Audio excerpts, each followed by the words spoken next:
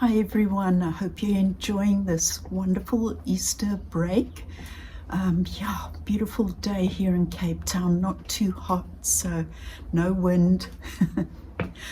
I've been thinking about the issue of self-betrayal, and I know it's a trap that I've fallen into myself many times over my life. And I thought I would just share with you my experience of that. So what does self-betrayal mean? For me, it's giving my power away. It's giving my loyalty to people who don't deserve it. Giving that loyalty for way longer than was appropriate. It's about saying yes when I mean no.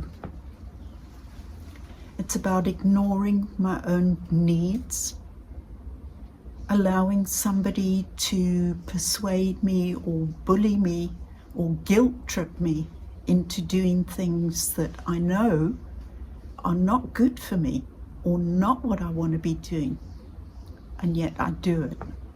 Why?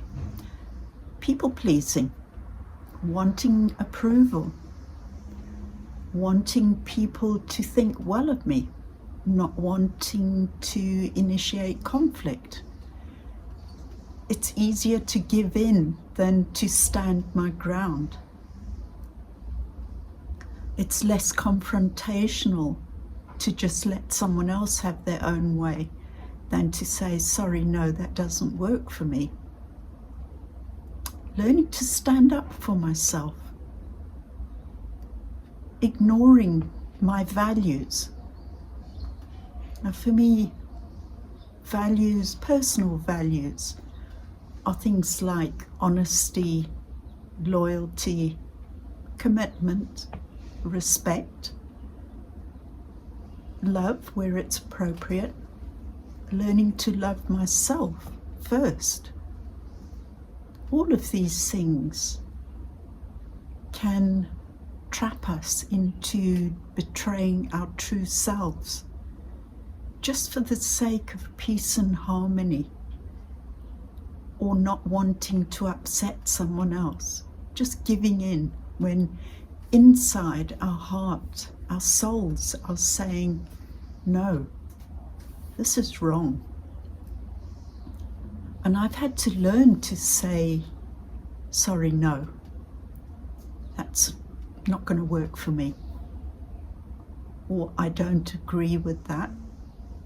I don't need to agree with everything someone else says, but I respect their opinion.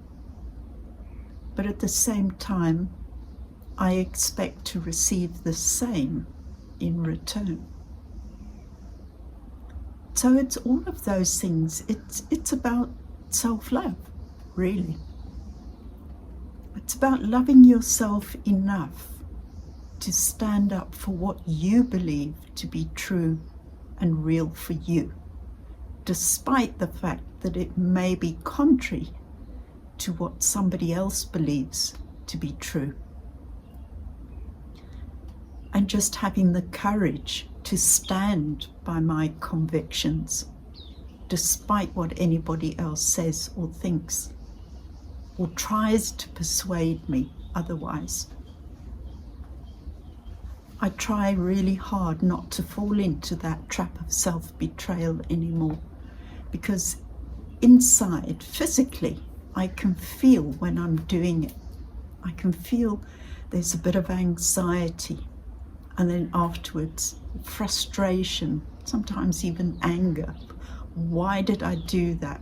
I know I didn't want to do that, or it didn't feel right. I don't feel good about myself for saying this or agreeing to that or doing that, so why did I do it? And it's fear. Fear of rejection, maybe fear of abandonment.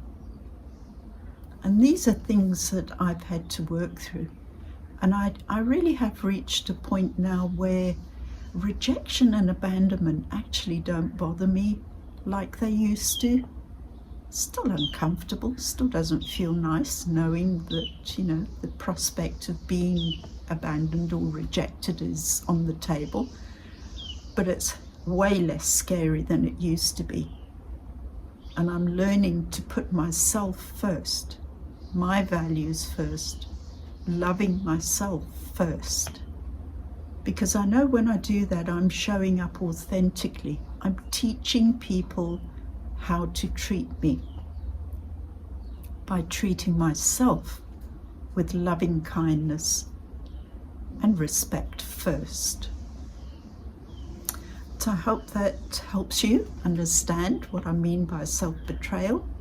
And I wish you all a beautiful rest of the Easter weekend. I hope you're all having a wonderful time. And I send you love and blessings. Love and blessings.